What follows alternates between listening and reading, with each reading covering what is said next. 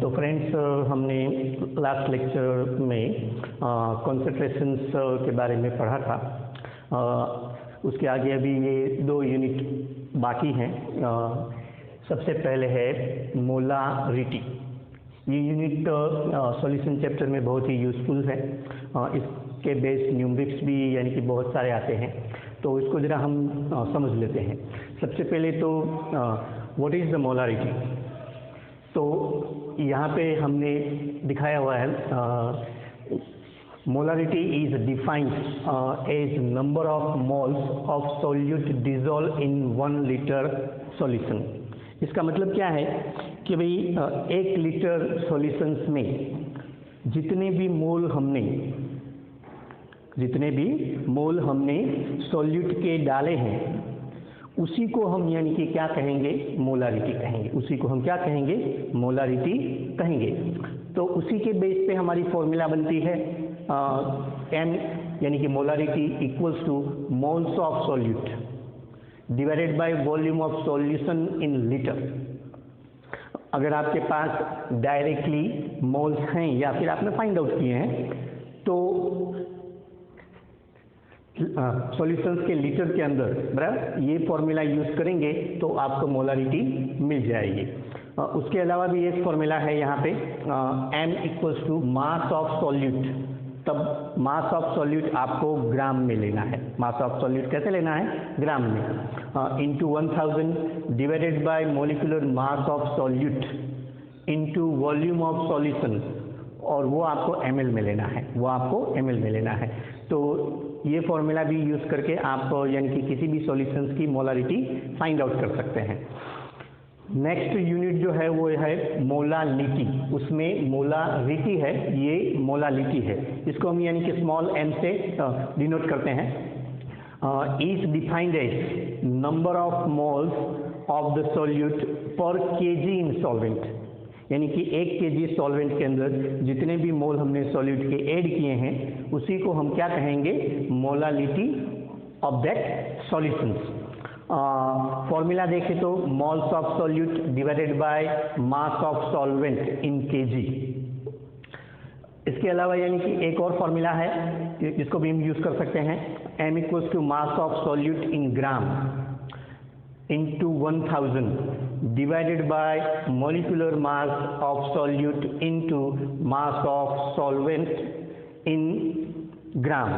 यहाँ पे यानी कि मास ऑफ सॉल्वेंट है, सॉरी ये थोड़ा यानी कि यहाँ पे मास ऑफ सॉल्वेंट है, बराबर। तो इस तरीके से हम वो यानी कि ले सकते हैं।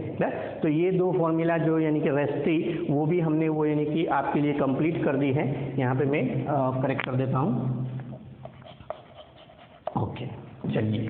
तो इस तरीके से ये दोनों फॉर्मूला आप यूज़ कर सकते हैं। उसके बाद में एक इम्पॉर्टेंट टॉपिक आ रहा है, सॉल्युबिलिटी।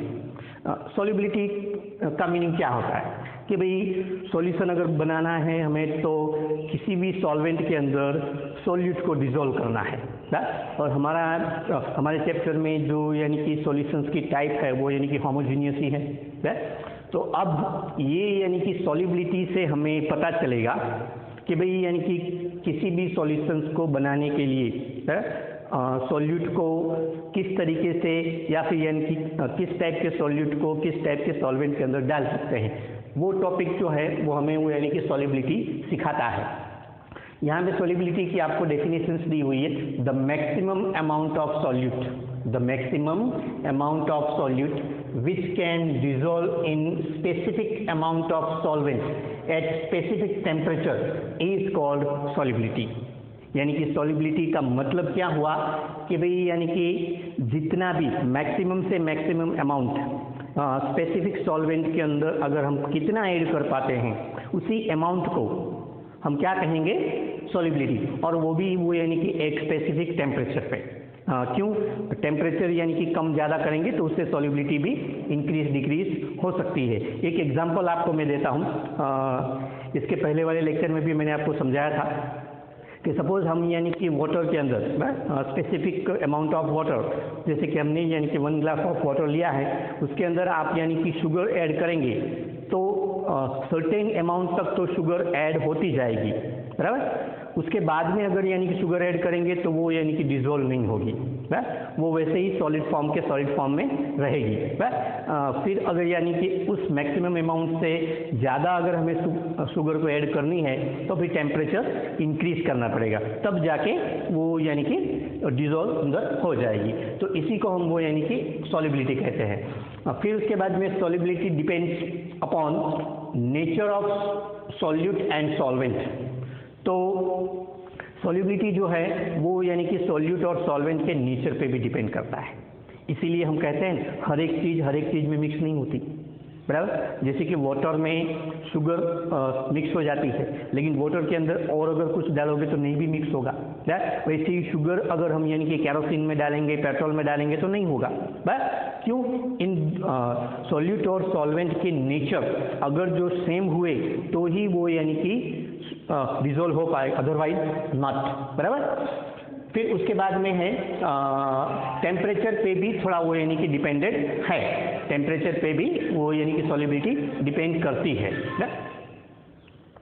टेम्परेचर पे भी डिपेंड करती है। तो इस तरीके से वो यानी कि सॉलिबिलिटी को हम समझ सकते हैं। अब यहाँ पे हम वो यानी कि सॉलिबिलिटी को भी डिफरेंटली कैटेगराइज करेंगे, यानी कि डिफरेंटली देखेंगे। तो वो कैसे? Solubility of solid in a liquid, बराबर। तो अब यहाँ पे हमें सॉलिड की लिक्विड में सॉलिबिलिटी देखनी है, यानी कि एग्जांपल हमें याद ही है, क्या है? शुगर और वाटर, बराबर।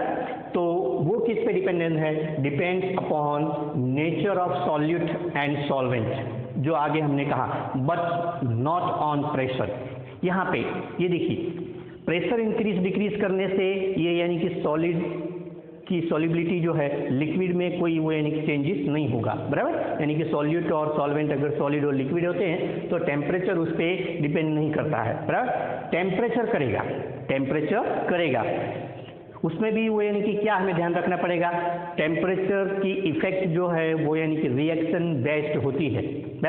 हम जानते हैं कि केमिकल रिएक्शंस जो हैं वो यानी कि दो तरीके की होती हैं, बराबर। एक है एंडोथर्मिक, दूसरी है एक्सोथर्मिक।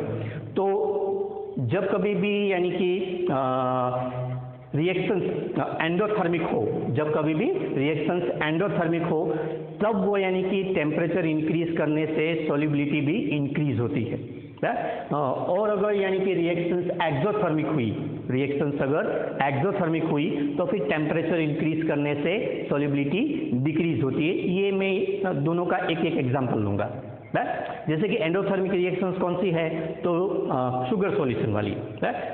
अगर वाटर के अंदर हम शुगर डालेंगे और टेम्परेचर इंक्रीज करेंगे तो हम यानी कि सॉलिबिलिटी इंक्रीज कर सकते हैं।